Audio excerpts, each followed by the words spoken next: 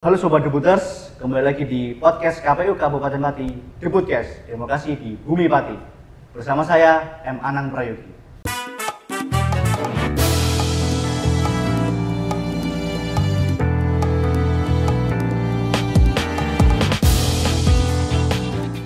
Kali ini kita kedatangan tamu istimewa, divisi yang menjadi jantungnya data dan arahnya perencanaan KPU Kabupaten Pati.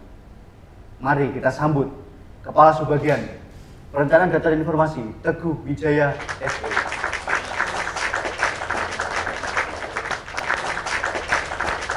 Halo, apa kabar Pak Teguh? Terima kasih sudah hadir di podcast ini, Pak Teguh. Kabar Mas Anang. Terima kasih. Oke. Boleh cerita sedikit tentang latar belakang jenengan dari pertama masuk di KPU sampai sekarang, Pak? Baik, terima kasih Mas Anang.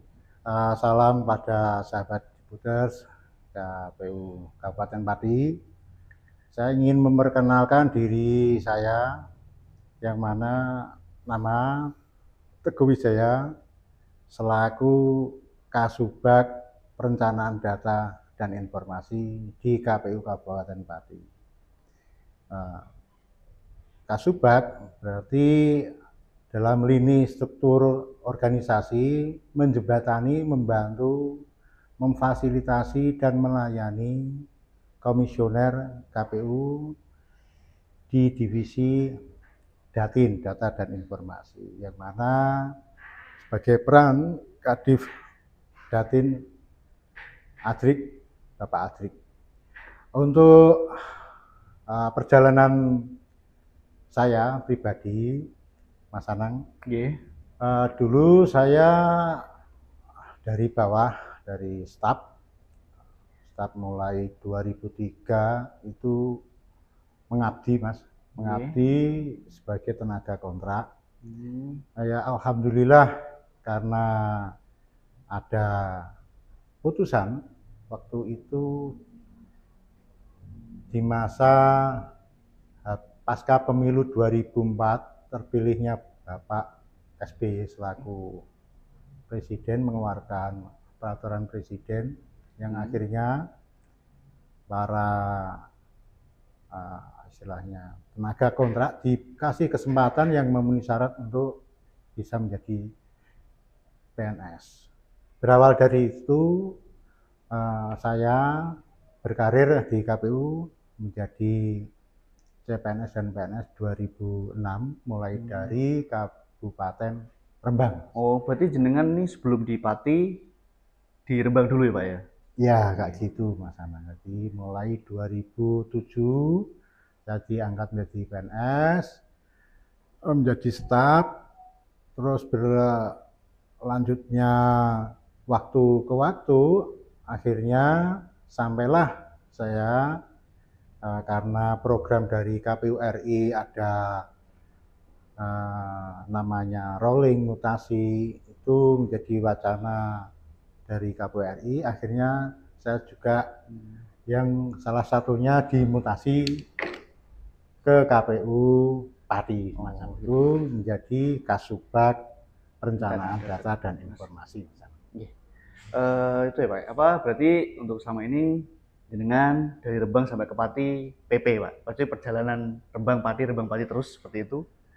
Atau kadang nginep di Pati atau gimana?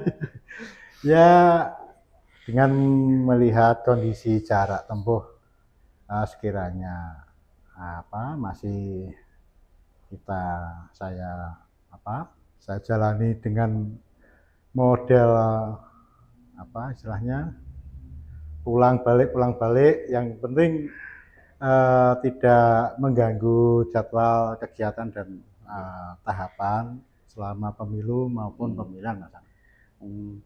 Berarti jenengan itu ya Pak ya, berarti sering dari Rembang, Pati, terus pulang lagi Pati ke Rembang gitu ya Pak ya, berarti ya Pak ya? Ya, insya Allah dikasih kesehatan Mas Anang, kesegaran, dan itu sebagai beban tanggung jawab Mas Anang tetap kita laksanakan semacam itu, Mas.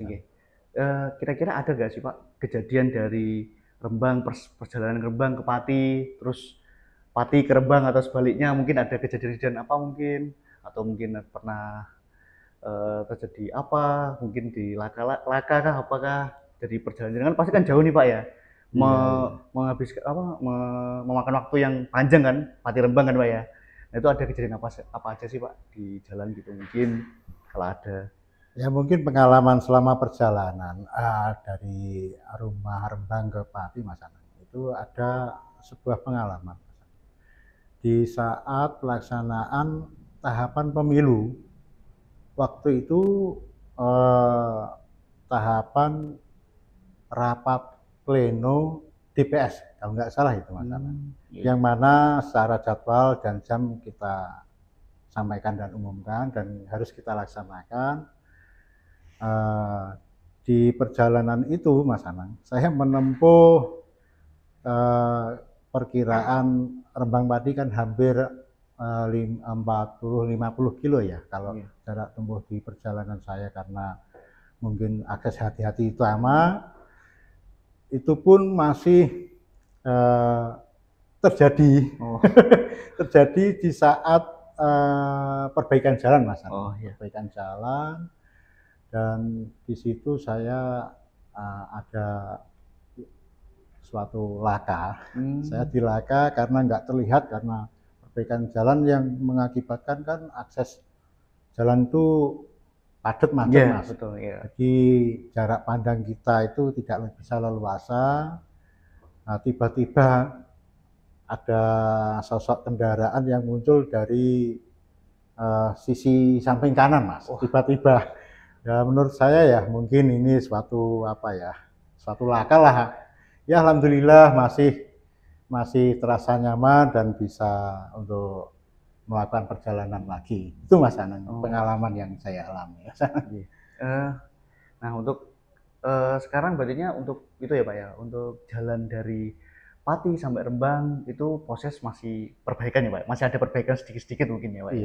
Karena kan itu jadi mungkin ada kemacetan, ada mungkin itu ya Pak ya, khususnya di mungkin ada kayak apa itu loh, hambatan-hambatan sedikit ya Pak ya, pasti ya. Oke, untuk itu selanjutnya kita kan sudah menanyakan terkait jenengan nih Pak ya. Kita mau tanya lagi nih Pak tentang tugas dan peran Divisi Perencanaan Data dan Informasi nih Pak ya. Bisa nggak sih Pak dijelaskan secara singkat apa saja sih lingkup kerja Divisi Perencanaan Data dan Informasi itu Pak? Ya, untuk semua unsur Mas di masing-masing bagian itu kita ditata untuk tugas pokok dan fungsi sesuai peraturan atau keputusan KPU, yang mana di subbagian perencanaan data dan informasi salah satu tugasnya yang poin penting yaitu merencanakan kegiatan dan anggaran Mas. Nah, itu bagian paling poin penting. Terus membantu juga melakukan perihal kegiatan yang belum terakomodir dalam hal kecukupan anggaran. Kita menjembatani, melakukan perihal pembuatan rencana anggaran dan biaya melalui revisi Mas. Yang mana itu dibantu oleh operator atau melalui aplikasi Sakti. Yang kedua yaitu membantu memfasilitasi kecukupan data informasi pemilih, yang mana tata kelola itu kita sikapi dengan aplikasi SIDALIH, yaitu Sistem Informasi Data Pemilih, yang juga memerlukan atau ada operatornya, yang mana tata kelola untuk memutakhirkan setiap data pemilih kita sampaikan, informasikan melalui SIDALIH tersebut. Terus selanjutnya juga mengakses semua lini perencanaan tadi untuk kita evaluasi, yang mana semua perencanaan, kegiatan, dan anggaran itu kita sampaikan laporan melalui LAKIP, laporan akuntabilitas kinerja instansi pemerintah juga didukung oleh aplikasi, yaitu SAKIP ya, Sistem Akuntabilitas Kinerja Instansi Pemerintah, untuk mengetahui sejauh mana potensi kendala perencanaan dalam hal kinerja kita 1 tahun. Mungkin juga membantu kegiatan tugas yang lainnya, tentunya semacam itu.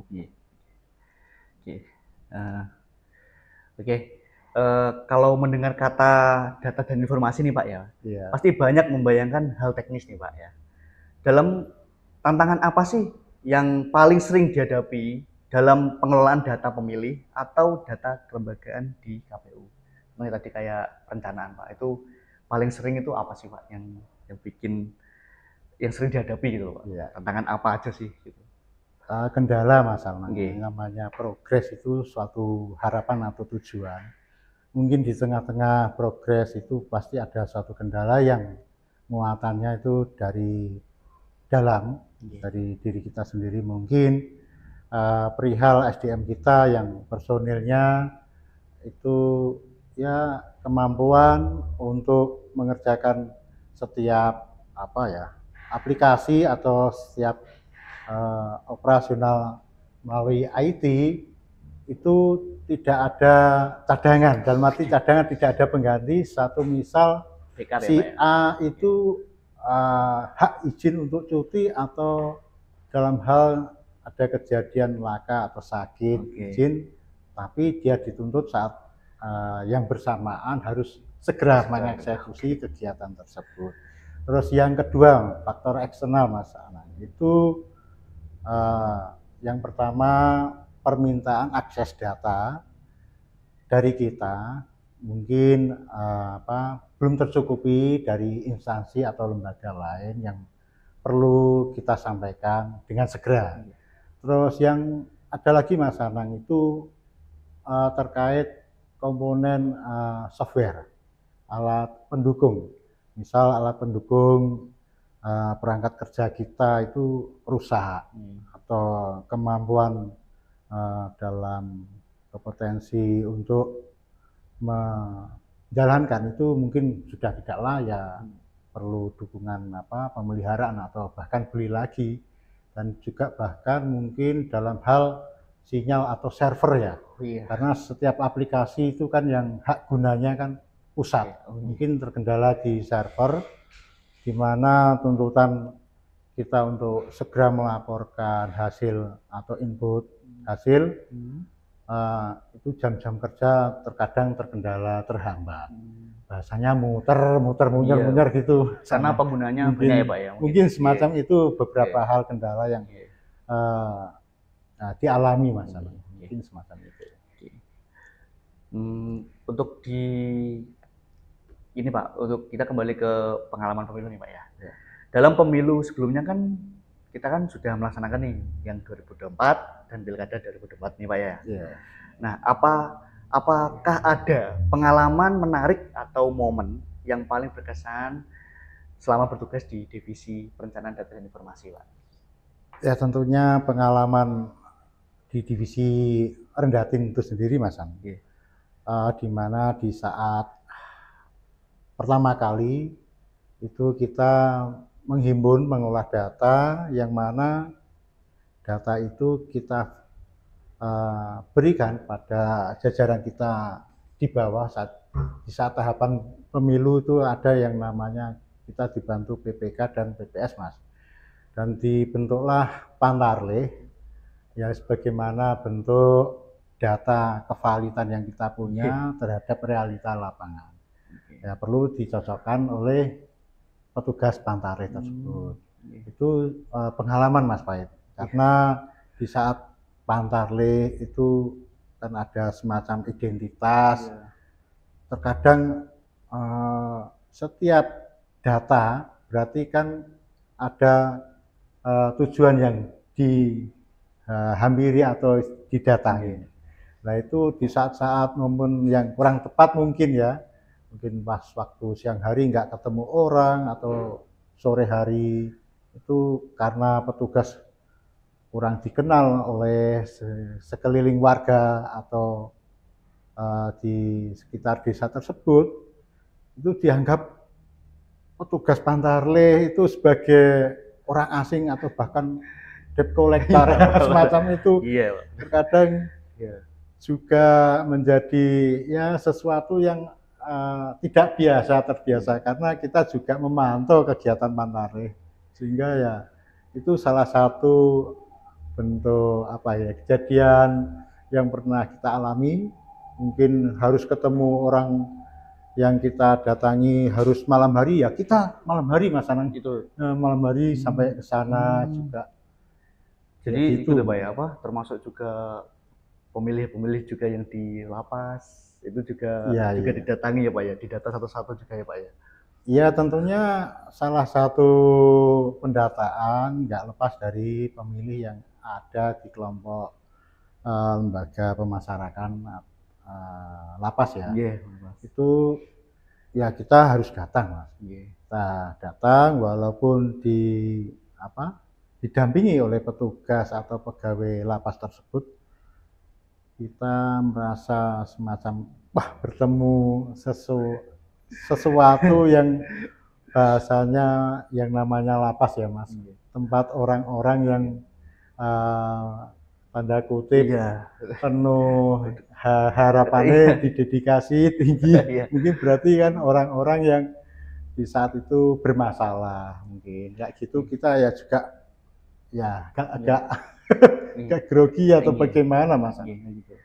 Itu pernah gitu. Jadi untuk pemilih lapas itu apa, untuk nyoblosnya Pak, milihnya tuh di tempatnya ya Pak ya, betulnya atau di luar atau gimana Pak itu Pak?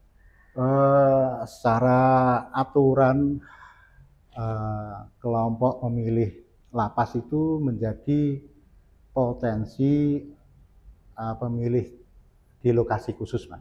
Jadi salah satu lokasi yang diusulkan menjadi TPS khusus Mas. Jadi mereka yang terdata sebagai pemilih di lapas otomatis juga memilihnya di lokasi tersebut di dalam lapas, yang mana tempat pemilihannya sudah ditata, disetting oleh petugas lapas yang juga kebetulan sebagai petugas KPPS.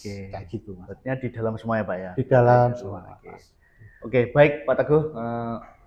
Ini kan banyak nih Pak netizen-netizen yang tanya nih Pak ya, apa sih Pak PPDB itu Pak?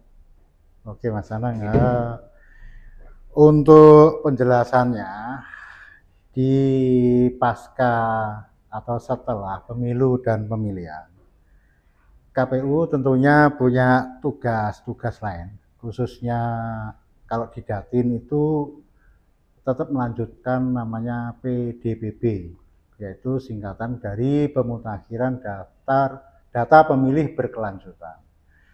Yang bagian lain juga ada Mas, jadi tugas setelah pemilihan yang lain mungkin di teknis, melakukan pemutakhiran data pengurus dan keanggotaan partai politik, mungkin semacam itu. Yang potensi sekali di bagian Rendatin Mas. Untuk PDPB sendiri di KPU Pati sudah diselenggarakan mulai awal tahun Mas. Jadi untuk tahapan PDPB di kabupaten kota itu dilakukan setiap 3 bulan sekali. Kalau ini sudah bulan Juli, berarti kita sudah memasuki 3 bulan yang kedua, berarti triwulan yang kedua. Itu yang mana PDPB tersebut bertujuan untuk mengayomi semua warga negara Indonesia, khususnya di Pati, yang punya hak akses pilih untuk kita data aksesnya menjadi pemilih dalam PDPB, yang mana nanti tujuannya juga berkelanjutan sebagai dasar penetapan DPT pemilu dan pemilihan ke depan, semacam itu Mas Anang. Yang mana syarat-syarat apa saja yang masuk dalam PDPB, tentunya sama persis yang ada pada DPT. sebagai potensi pemilih bisa masuk akses data PDPB. Yang pertama, warga tersebut sudah berumur 17 tahun atau lebih, atau kawin, sudah pernah kawin, semacam itu. Yang kedua, dia berdomisili di wilayah Pati. Yang ketiga, tentunya dia tidak dicabut hak pilihnya karena potensi punya kronologis di ranah pengadilan. Itu ada suatu warga yang semacam itu, mungkin ya sebagian itu. Itu yang tidak dibolehkan, Mas. Terus yang dibolehkan lagi yang pemilih luar negeri, cuman sudah melapor akses data kependudukan di wilayah Kabupaten Pati. Tentu KPU Pati juga melakukan olah data tersebut, menggali dari informasi laporan masyarakat, dan juga kita mensinkronkan hasil data konsolidasi dari Mendagri yang diturunkan KPU RI melalui KPU Provinsi, kita terima.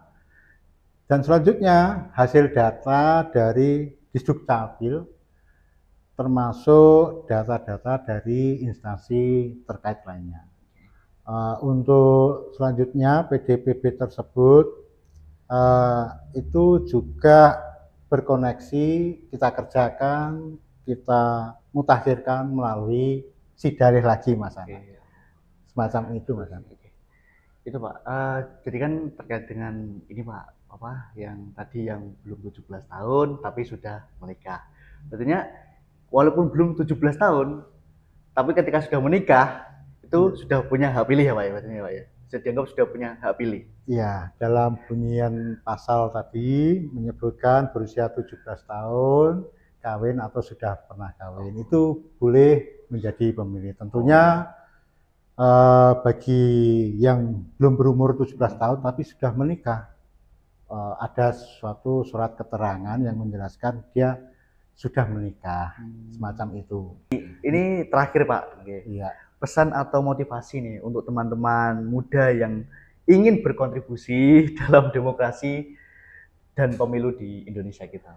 Ya, mungkin saran kami bagi para teman-teman muda, ya, untuk sembari belajar selalu berkomunikasi dalam hal apapun terkait kepemiluan, karena di pundak-pundak teman-teman nantilah perjuangan demokrasi bumi tani, khususnya KPU Pati di Kabupaten Pati, akan berjalan secara luber.